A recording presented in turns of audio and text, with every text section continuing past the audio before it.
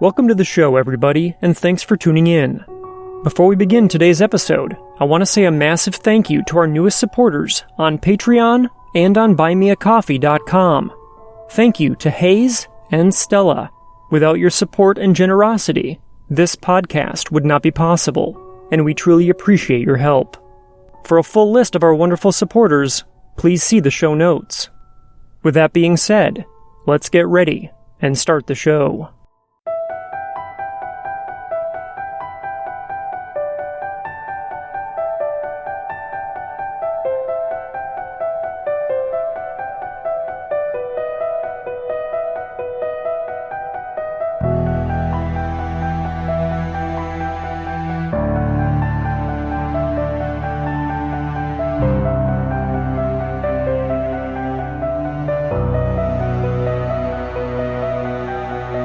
Although you won't find it on most top 10 lists of haunted places throughout the United States, this national recreation area plays host to a myriad of unexplained phenomena and downright chilling paranormal activity.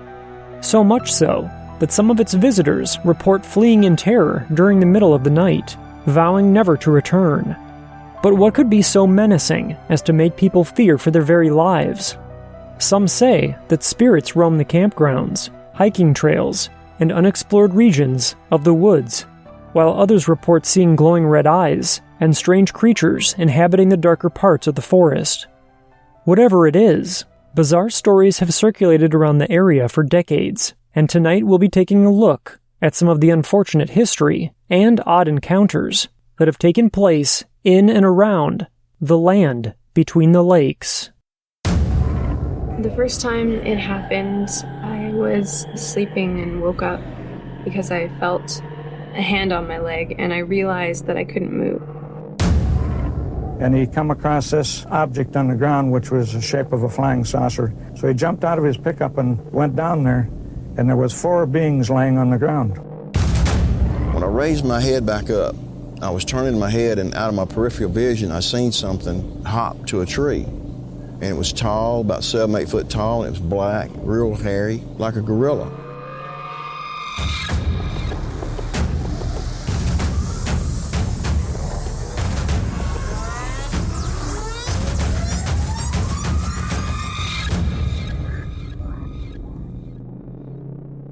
Welcome to the Paranormal Mysteries Podcast, and thank you for being here.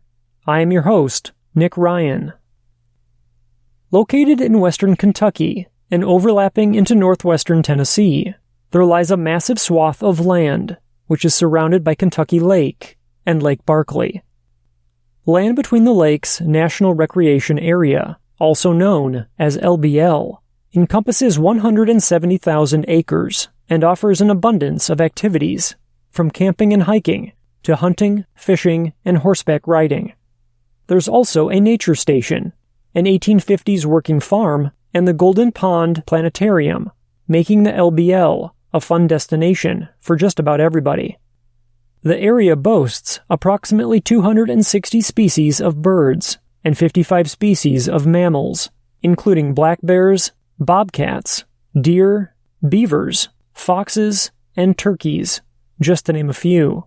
Red wolves can also be seen in the LBL as well, but only at the nature station, as they are part of a red wolf-coyote hybridization program. A 700-acre elk and bison enclosure can also be found in the LBL, through which, for a small fee, you can drive through and enjoy the scenery. It would seem that the land between the lakes is a perfect place to get away and reacquaint yourself with nature, and it most definitely is, but it's also important to be aware of the history that made the LBL and the surrounding area what it is today.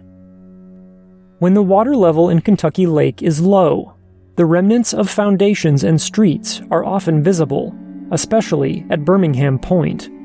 Named after Birmingham, England, the founders had hopes the town would establish an iron industry similar to its namesake, and it did. Remnants can still be seen today at the land between the lakes. Following the Civil War, the town grew and prospered. According to Collins' History of Kentucky, Birmingham had a population of 322 people in 1884. Benton, which was the county seat, had a population of only 158. There were 2 schools, 2 hotels, 4 dried goods and general stores, 2 wagon and blacksmith shops, 5 churches, 3 grocers, 2 millinery shops, and a drugstore. And by 1929, approximately 600 residents called Birmingham home. In 1938, the Tennessee Valley Authority announced the construction of Kentucky Dam in order to create Kentucky Lake.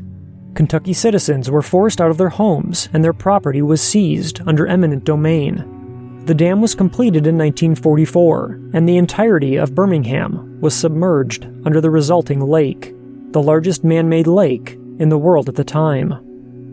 Due to the creation of Lake Barkley in the 1960s, some Birmingham residents were forced to relocate a second time. The Army Corps of Engineers were instructed to dig up all the graves in all the cemeteries, a staggering number of corpses and coffins, and transplant them elsewhere. There's been quite a bit of speculation about whether or not things were done by the book. Cemeteries were not always transferred intact, and families that had originally been buried together in one cemetery were often needlessly split up across 4 others when moved. Some headstones didn't even make it to their new location, and some have even said that the likelihood is high that headstones were often mismatched with their proper owners out of carelessness or just trying to get a very unpleasant job done in a hurry. Many graves in those old cemeteries had no stone at all, especially those of babies, slaves, and paupers. We know from old cemetery records that the people were interred there, but we don't know exactly where they were, and neither did the Army Corps of Engineers. There's no telling how many graves were left behind to be submerged forever under hundreds of feet of water. To this day, you can still don scuba gear and go down and see the remains of buildings, railroad tracks, and streets underwater. Given this, it's not much of a stretch to theorize the existence of ghosts in the vicinity who are extremely displeased about what happened to their homes, their relatives, their headstones, and their graves. Possibly for this reason, many people who enter the area tell of strange encounters with ghostly apparitions. One such report comes from a website called 4 Rivers Explorer, and the article is entitled, Haunted Campsite. The eyewitness says, "My wife and I, along with some friends, were camping there one night. I had placed our tent up on a hill, away from the rest of the tents. As it started to get dark, I got this feeling that I needed to move the tent closer to my friends.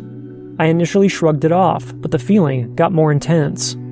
Right before we couldn't see anything, me and my wife picked up the tent and moved it down the hill next to our friends.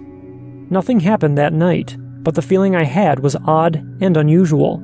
I typically do not get worked up about stuff like that, but on that night, I needed to be close to the rest of the crew. This uneasy feeling was a precursor for what happened a few weeks later at this same spot. Old friends of mine who are church-going, God-fearing people who would never make up stories went to this same camp spot on Lake Barkley one evening. They were not camping, only building a fire, having some snacks, and enjoying the environment and fellowship. Now, I didn't go with them this time around, and quite honestly, I'm glad that I didn't. When they told me their account of what happened that night at our favorite campsite, I was blown away. After sunset and darkness fell, my friends began to feel uneasy. The uneasiness grew to a point of downright fright. A noise was heard in the woods behind them, perhaps a footstep. The intensity of their fear grew to the point where one of my friends began to be visibly shaken. Almost immediately, another noise came from behind them, and they turned to see a face staring back at them. They were not able to describe what they saw. As soon as they saw it, they hightailed it out of there. It was only a face. Whether it was a prankster, which is highly doubtful, or some sort of paranormal manifestation of a spirit or demon is unknown, but these guys all experienced this, and none of them are the kind of people to make this stuff up. After this experience, we did not go back to this campsite, even during the day. This next story comes from an article called Land Between the Lakes After Dark, and was posted on a site called Walking on the Dark Side. The article says, Land Between the Lakes is located in western Kentucky and Tennessee. It's basically a huge wildlife refuge, with nothing but forests and undeveloped shoreline. There aren't residential areas or businesses located in LBL. Really, after dark, LBL is spooky. You can go out there in a car, turn off the lights, and you are in total darkness. You won't see any lights out there. There have been many reports of things not of this world out there. There have also been reports of weird creatures and evil spirits. There have been many reports of red eyes in LBL. There is a legend that if you see a group of white-tailed deer out there at night, you better turn back. They are trying to warn you not to go any further, because a demon is nearby. I personally have seen the red eyes. About 13 years ago, I went out to the LBL with a friend. It was night, and we were just driving around. There's something about LBL that makes people want to do that for some reason.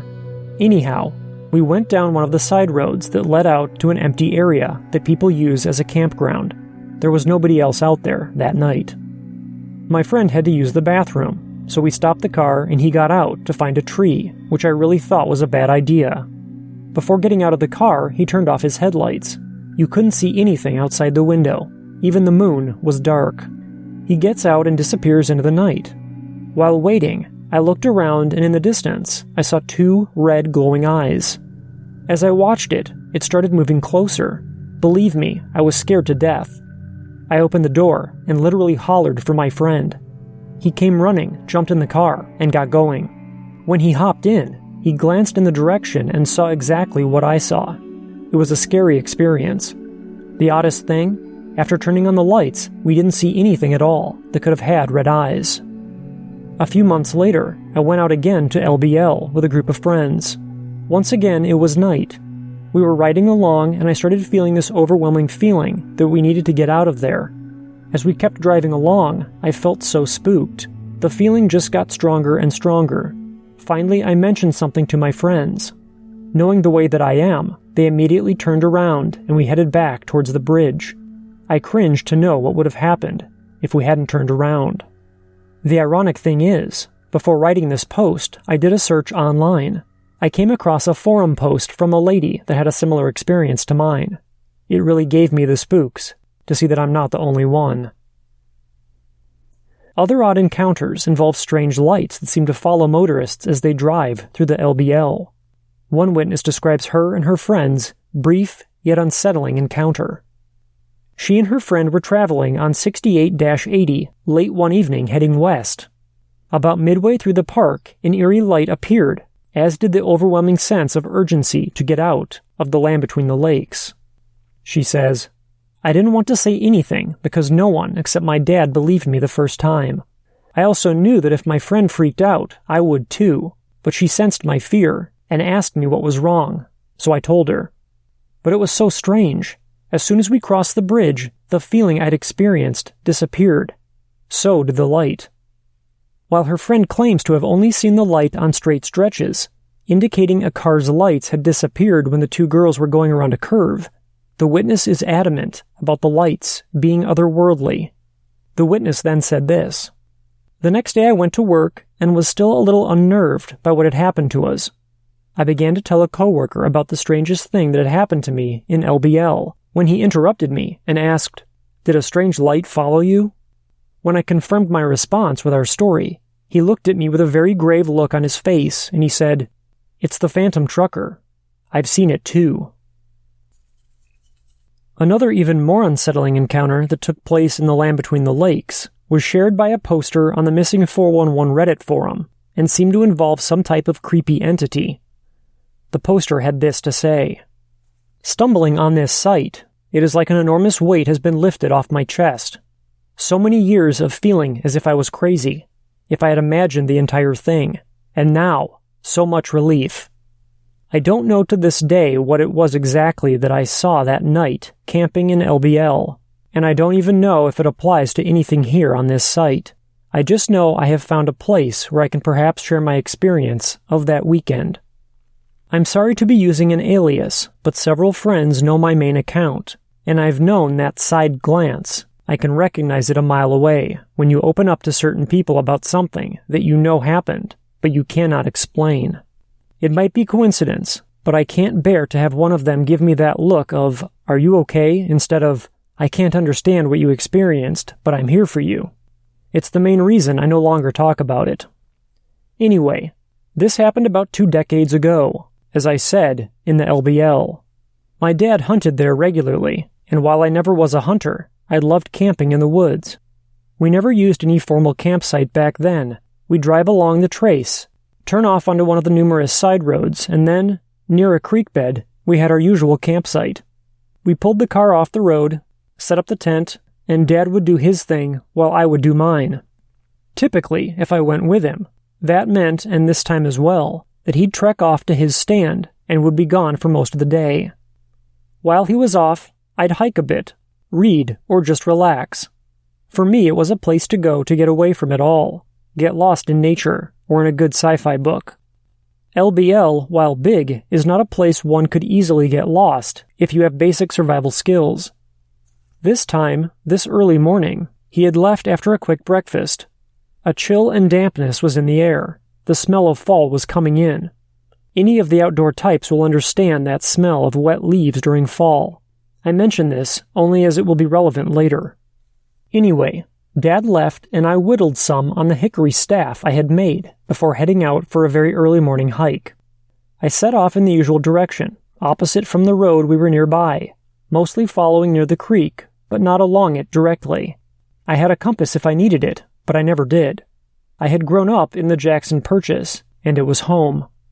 Before long, however, cresting a small hill, I heard rustling among the trees. While the leaves were still starting to fall, most were still up. Fall at its prettiest. I slowed only for a moment. I'm used to those sounds, squirrels typically, bounding from tree to tree, but then it got louder, heavy, unlike any sound I've heard trees make, outside of them breaking under ice or age. It was hard to focus on the sound, like it was coming from all around me, but not, and every direction I turned, I saw trees in the distance, shaking, as if something large just jumped from them, but I saw nothing. Then I was probably about 15, and despite years of being in the woods for many of them, I felt something I never really had before. Fear. Not terror, that would come later, but actual fear. Almost as soon as it had started, the rattling, violent shaking of trees focused, not in a ring around me, but to one that was right before me, opposite of the direction of camp, and then nothing, no sound at all. Not quiet, but an absence almost. Somehow it relaxed me. I had been exposed to that stillness before, and while the violent rustling of multiple trees felt alien, this was familiar. I thought about going back until I saw in the distance, near the last tree that shook, a slim, dark figure. I couldn't make her out. Somehow I felt it was a her, but she was up near the ridge ahead, and I felt compelled to head to her, and I did. I know that sounds crazy, and typing it down now, I still do, but then I rationalized it as, I wonder if she heard all that too. Perhaps she saw what it was, but as I walked towards her, she slid away, staying just barely visible among the trees. The sky was starting to really lighten up, that transition from dawn to morning, and slid was the right word, I feel. She moved what appeared to be normally, but the distance she seemed to cover was unnatural. I'm tall, over 6 feet tall, but my strides covered half the distance hers did, and she seemed normal-sized, as normal-sized as a dark, featureless shape could be. I mean, I could see a head, arms, legs, what appeared to be dark but normal clothing, but I couldn't track her. Focusing on her was hard, and outside of knowing it was a her, I could tell nothing else, as she disappeared and reappeared among the trees, a couple 100 yards ahead of me, walking slowly, yet somehow covering distances at running speeds. Again, I don't know why I followed her, but I did, down a hill, through some fog, until I neared a clearing. I lost sight of her as I neared it, and things got darker, like when the sun crawls behind a dense cloud, except there were none that I could see, though the sun was still too low for me to catch. The stillness, familiar, was there, but that didn't bother me. It was the smell that did. Every step closer to the clearing, I noticed it more and more, and though I couldn't find her, and I desperately wanted to find her, it sent alarm bells through me. I've been in the woods both before and since this experience hundreds of times. One thing I've never experienced since that weekend was the complete absence of smell. Nature has a smell. Not a stink, but one that is distinct, one of decay and life, of plants and trees and creeks and stagnant ponds. And while depending on where you are at, you may not smell the same smells, there always is a smell. Except here, there was nothing. That lack of smell slowed me, stopped me, and only then did I see her, across the clearing, looking at me. I wish I could say that she was giant and hairy, or alien gray, but she looked normal, indistinct, and unmemorable, except for her smile. When she smiled, I ran. I had been scared before, out in the middle of LBL, but that, the lack of any smell, sound, and that smile, it terrified me and I ran. I was crying and terrified, and I had no idea why I should be. I stopped about halfway back, and everything was brighter, and despite my terror, I still wanted to turn back. I did look back, and though she was just a shape again, she was there, closer, freezing as I spotted her. A smile again, but one I felt and did not see, and I ran, all the way back to the tent.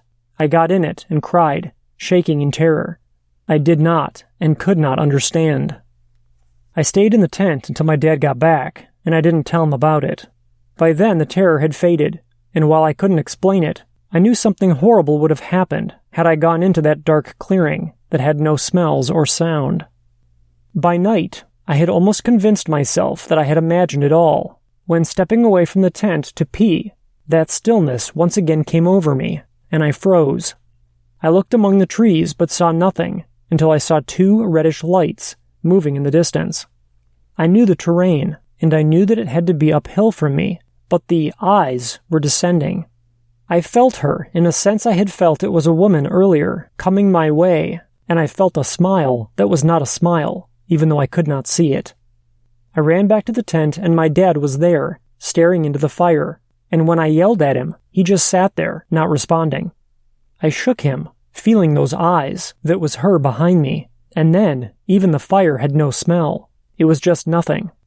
I shook my dad harder, screaming at him, and then suddenly the fire was crackling. I could smell the smoke, and the stillness was gone. My dad asked me what in the hell I was yelling about, and when I told him, he gave me that look that I mentioned earlier, that sideways glance that said, "Are you okay?"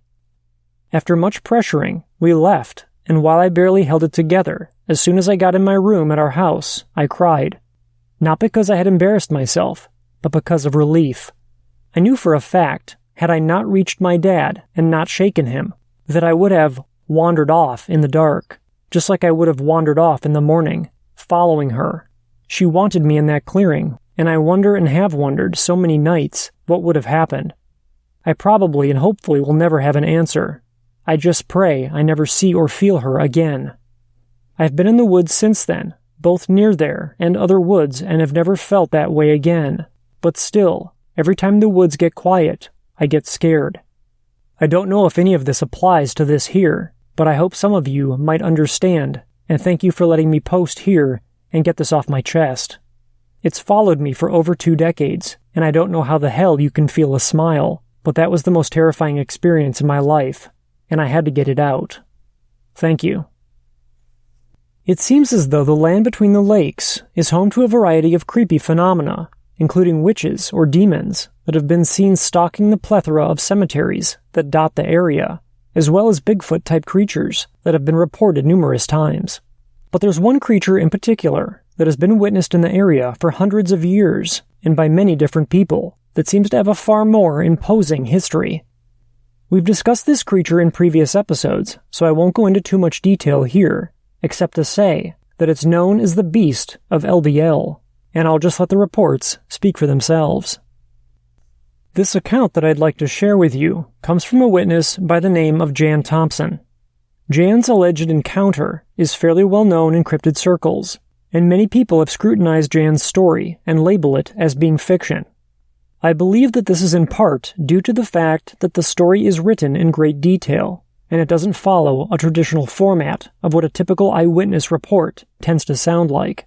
Either way, Jan claims that this encounter is 100% factual to this day, and I will read it in its entirety in order to let you form your own conclusion. This is Jan's story. The summer of '78 will always be a turnabout in my beliefs of real monsters, versus the demonic or paranormal type. Ghosts and spirits had become a common event during my life growing up, until that particular summer when a new avenue of fear introduced itself and made a permanent pathway inside my mind. A path made of concrete that wanders through the forests of my memories. A trail that will not be covered by weeds or fade with time.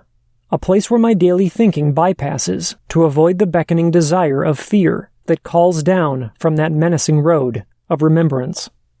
For this moment, though, for the benefit of you, the reader, I will travel down that route once more and try to recapture the scene so that you too will lay awake wondering and asking the universe, is there something else out there somewhere that is above us humans on the food chain? It was on one of those hot July summer evenings in Grand Rivers, Kentucky, back in 1978, when this took place. Grand Rivers is at the beginning of the Land Between the Lakes entrance. The sun was not completely down, and the skies were streaked with violet-pinkish, posy-colored clouds that outlined the curtain of darkness that was pushing the turquoise blue away. I was staying at my aunt's house with my cousins for a few weeks during summer vacation, a very welcome home at the end of a dead-end road. Hundreds of acres of woods surrounded the home that had been built down on a hill and into the side of a large hill of dirt. There were several homemade trails throughout the woods that led to several places, an old abandoned railroad track that went on for miles, another abandoned place, the old sawmill, and other paths led to parts of the shoreline of the Kentucky Lake. They all started out as walking trails, but with the new addition of a dirt bike that my cousin Joe had, the trails became well outlined and defined. As with almost every day that I was visiting, Joe was out riding his bike through the woods, exploring, and just being with his own thoughts of a 13-year-old. His younger sister, Rhonda, was with me outside on the porch swing. She was 10, and I was 17 at the time. My uncle was working, and my aunt was at the local IGA store down in town. Beside the driveway was a huge dog pen where their pet basset hounds were lodged, and was at the moment quite relaxed in the shade. The woods had been filled with only the sounds of birds and the chatter of squirrels for a few hours. Joe must have been way far off on a trail somewhere to not have heard that distinct sound of the dirt bike screaming through its gears, echoing around the trees. I knew he must be on his way home because his dad forbid him to be out in the woods at dark.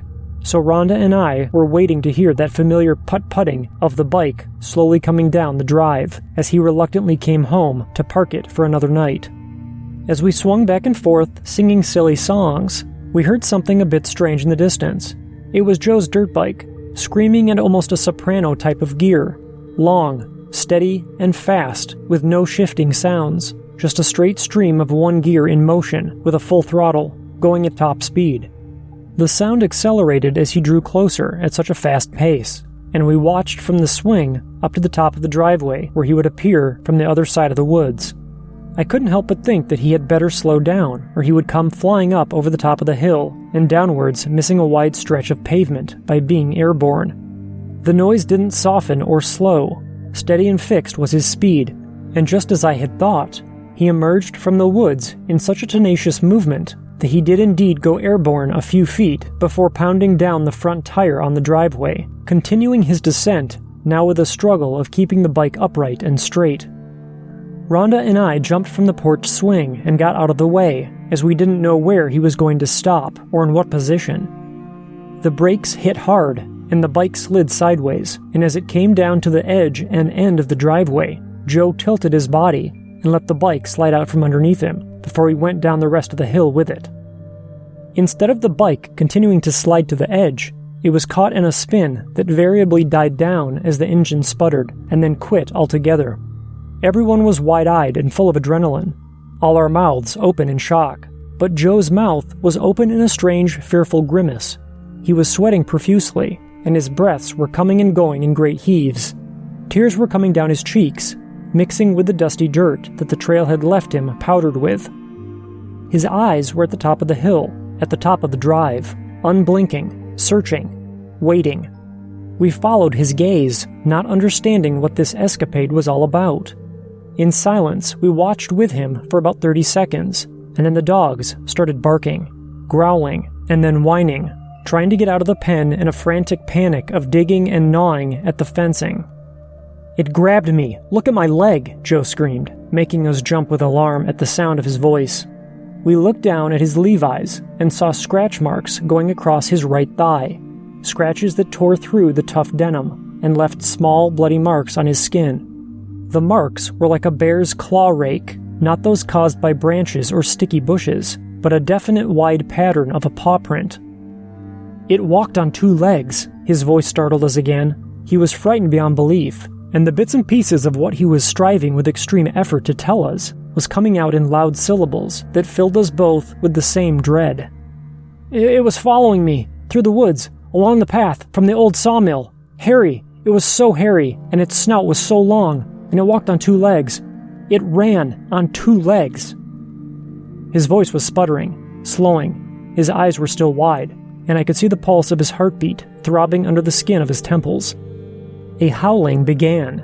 From the woods, not from the dog pen, where now the dogs suddenly stopped their own complaining, standing deathly still, staring up at the top of the hill, the nape of the hair on their back standing up, ruffled, their noses up in the air, breathing in a strange scent. It was close. It seemed it was just a few yards from the road up above.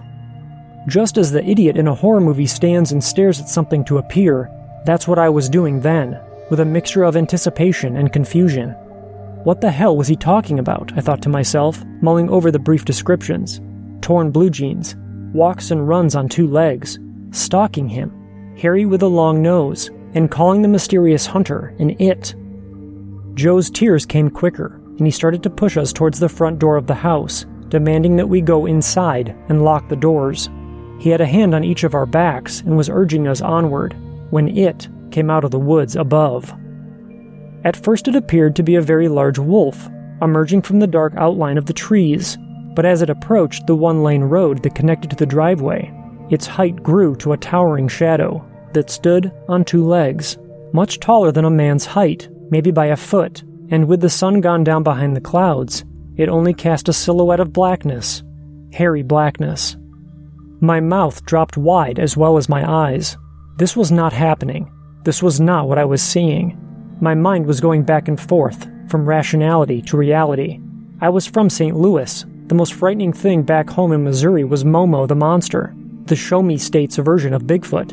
This was no Bigfoot. It raised its long snout up into the air and let out a gurgling, slow, deliberate howl, while stretching out its long arms to its sides and upwards, like it was praising the coming night, praying to the unseen moon and stars. At that moment, the security light that was on top of the hill by the beginning of their driveway popped on. Slowly at first it began to glow and gathered its energy to shine more brightly over the next few seconds. One of the creature's arms bent and shaded its eyes from the glare. It wasn't an it any longer, nor was it a Bigfoot. This was a wolf-like creature, like Joe said, stood on 2 legs, was taller than a man, and was staring at the 3 of us down the hill. Those huge black eyes I will never get out of my mind. They were like 2 sockets of ebony oil, shining under magnifying glass lenses. We ran into the house, tearing the screen door in the process, slamming the main door, locking it, pushing things, anything we could reach against the inside of the door. The kitchen was right behind us, and so was the knife drawer, which we raided and took several with us as we tried to decide where to hide. There was a house dog inside, another basset hound, Stubby, and he met us in the kitchen, wondering what the racket was. Another howl came from outside, coming from the driveway. Stubby's hair raised, and he started backing up at first. Then he went to the front door and was smelling around the edges. The 3 of us ran to my aunt's room and was about to slam the door and lock it when the dog tucked tail and ran after us, beating us under the bed. All of us squeezed under the 4-poster, knives clutched in our hands, scared half to death. We could hear the dogs in the pen outside going absolutely crazy with barking, and we could also hear other things being knocked around on the porch, then on the side of the house, then at the side door.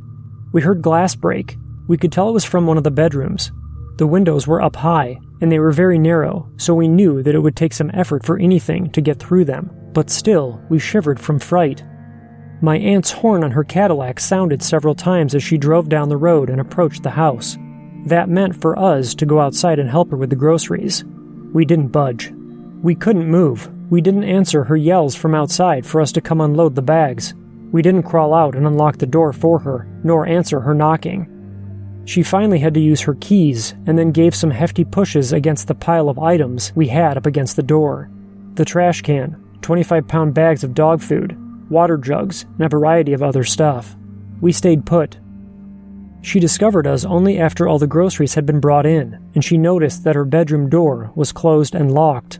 It was amazing that we hadn't cut each other in some way or another with the immature use of the knives in our haste to hide, and we were chastised in more way than one when it came down to my aunt observing us slowly emerging from her bedroom with the kitchen weapons in hand. We all started talking at once in a fervor. Then we finally let Joe tell his story first. Then we finished it with it breaking a window just before we heard her horn on the car. She must have startled it. She didn't laugh. She didn't respond at all at first. In fact, she never said a word until she came back from inspecting the windows in the bedrooms. My aunt said that indeed there was a broken window, broken from the outside in. She made us clean up our barricade and put up all the groceries. Later that night, after we were all in bed and my uncle came home, she related the evening's events to him. The next morning, their dad warned us, "Stay out of the woods." He went on to say that he himself had went down into the woods earlier that morning and found several pits dug and filled with animal bones and parts of carcasses along the path that led to the old sawmill that couldn't be explained. There were also holes dug in the sides of the bluff along the hills that overlooked the old mill that looked like deep caves, big enough for a man to hide in. Then he told us that years before, when the old Boy Scout camp used to be on the other side of Grand Rivers, that an unexplained creature with wolf features was seen along the water's edge close to the campsites. He and his older son had witnessed it themselves one evening. I went back home a few weeks after this happened, and since then, it has never ceased to be a moment of complete terror lodged inside my mind, along with the horror experienced at the Oakwood home. It would only be a couple of years later, after moving from the city down to Kentucky, that once more I would come into the legend of the wolf creature by means of some old-timers that used to live in Land Between the Lakes. Their tales told to me while sitting on an old bench in front of the IGA down in Grand Rivers would help me draw a bigger picture of what this thing actually was. Then, a few more years in passing, in the early 80s, 2 police officers would tell me their own tale of the events of a tragic scenario discovered in one of the campgrounds down in LBL, events that were never published in the media. In the early 1990s, Joe and my dad, who had come down from St. Louis to visit, decided to venture into those same woods in front of my aunt's house. They took a couple of pistols and 2 rifles and were gone for several hours. These were 2 brave men, the bravest I know of, both of whom served in the military and fought in 2 separate wars of their own time. These 2 men came back ashen-faced and bewildered. They had walked all the way back to the old sawmill. The pits, fresh ones, were still around, filled with the bones of forest animals. The holes in the bluff still there also. They both experienced the feeling of being watched and felt an uneasiness that something just wasn't right. The area where the sawmill was had no life stirring around it. No birds, no squirrels, no crickets, no bugs. Even the small pond was still and lifeless. The birds that did fly made their way around the area and refused to fly overhead. They couldn't shake the feeling of being observed by a secret watcher, and both swore they saw a large black shadow lurking in the shade of one of the mysterious dug caves. That had been the first time Joe had been down that far on that side of the woods since he was 13, and both of them agreed that it was to be the last. My dad said there are some things you just can't explain, that science doesn't know about it, and these things should be left alone. They are not part of our modern world. He felt that whatever it was that had scared the crap out of us so many years ago still existed in the same area. His intuition has never been wrong before. Is it an urban legend?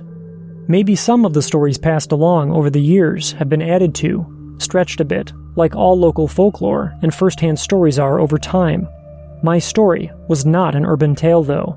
It was a first-hand account of something I really and truly do not want to believe in and wish I could forget, erase from my memory, because the nightmares remain real, even though the events are still unexplainable by the laws of science as we know it. Jan's story may seem incredible, but many hundreds of people around the world claim to have had encounters with these same creatures, commonly referred to as dogmen, and there are many more bizarre tales that involve the beast of LBL, with a handful of them occurring in more recent years. As always, we'll be coming back to this topic in future episodes, but for now, I'll leave you to ponder the unexplained phenomena allegedly occurring at the land between the lakes. If you or someone that you know has witnessed something unexplainable, and you'd like to have your story shared on the podcast, please contact me at paranormalmysteriespodcast@gmail.com or visit paranormalmysteriespodcast.com and click on the Tell Your Story link. Please remember, no matter how insignificant or outlandish you believe your experience may seem, I'd like to hear about it. You can also connect with us by joining our forum and by following us on social media. All of our contact information, as well as the sources that were referenced in today's episode, can be found in the show notes. If you want to support the podcast, be sure to subscribe to the show and share it with your friends. If you're interested in taking the next step and becoming a patron, you can visit patreon.com/paranormal mysteries. Benefits include ad-free episodes and early access to select shows. New episodes of the Paranormal Mysteries podcast are produced every Sunday, with a new midweek mysteries airing every Wednesday, and they're available on all of your favorite podcast apps. From all of us at the Paranormal Mysteries podcast, thank you so much for listening, and please remember, don't wait for the unknown to come to you. Get out there and find it.